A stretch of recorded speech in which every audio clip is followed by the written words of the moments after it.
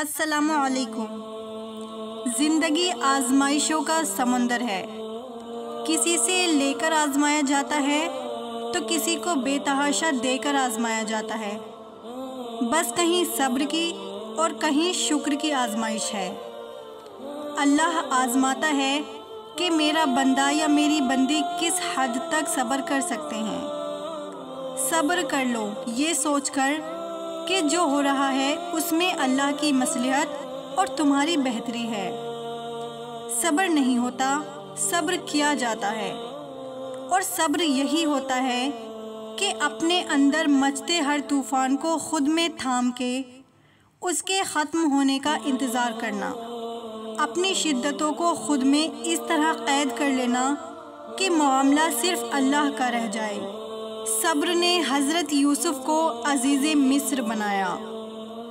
جو اللہ کے لیے صبر کرتا ہے اللہ پھر اس کے لیے معجزے کرتا ہے۔ صبر کی ایک بات بہت اچھی ہے، جب آ جاتا ہے تو کسی کی طلب نہیں رہتی۔ صبر میں اتنی طاقت ہوتی ہے کہ دھوکہ دینے والوں کی بنیادیں ہلا دیتی ہے۔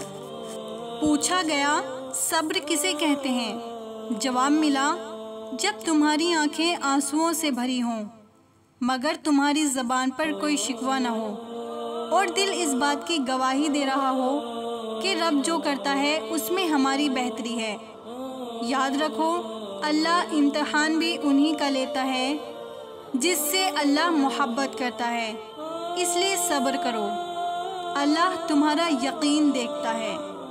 صبر کرنا اتنا مشکل کیوں ہوتا ہے اور صبر کیا ہے؟ اور جب میں نے پڑھا اور زندگی کو دھیرے دھیرے سمجھنا شروع کیا تو پتہ چلا کہ زندگی تو صبر کے سوا کچھ بھی نہیں۔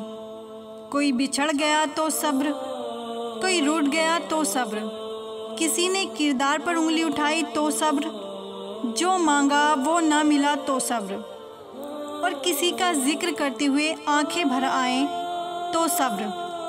مگر صبر آتا تبھی ہے جب انسان اللہ کی رضا میں راضی ہونا سیکھ لیتا ہے۔ اور ذرا سوچو، جس شخص نے اللہ کے ہر فیصلے پر صبر کر لیا تو اسے پھر دنیا کی کون سی چیز توڑ سکتی ہے؟ بس پھر لوگوں کا ڈر ختم ہو جاتا ہے اور ان کی باتیں دکھ نہیں دیتی، کیونکہ تب دل یہ سوچ کر مطمئن ہو چکا ہوتا ہے کہ اللہ کافی ہے۔ صبر محبت ہے اور محبت صبر ہے، اور صبر والے سکون میں رہتے ہیں کیونکہ ان کو یہ معلوم ہوتا ہے کہ اللہ ان کے ساتھ ہے۔ اللہ بس ہمارا صبر آزماتا ہے۔ اگر تم تھوڑا سا صبر کر لو نا تو یقین مانو تمہارے ساتھ کی گئی زیادتی کا جواب عرش سے آئے گا۔ سب سے بہترین صبر وہ ہے جو تم نے اللہ کی رضا کے لیے کیا ہے۔ اور پھر تمہیں کیا معلوم کہ جب کوئی بھیگی آنکھیں سختی سے رگڑ کر، لمبی سانس کھینچ کر، تلخ مسکراہٹ لبوں پر سجائے آسمانوں کی طرف دیکھے تو وہ ضبط کی کس انتہا پر ہوتا ہے۔ کسی کو اذیت دینے کے بعد اس کے صبر اور خاموشی سے ڈرو۔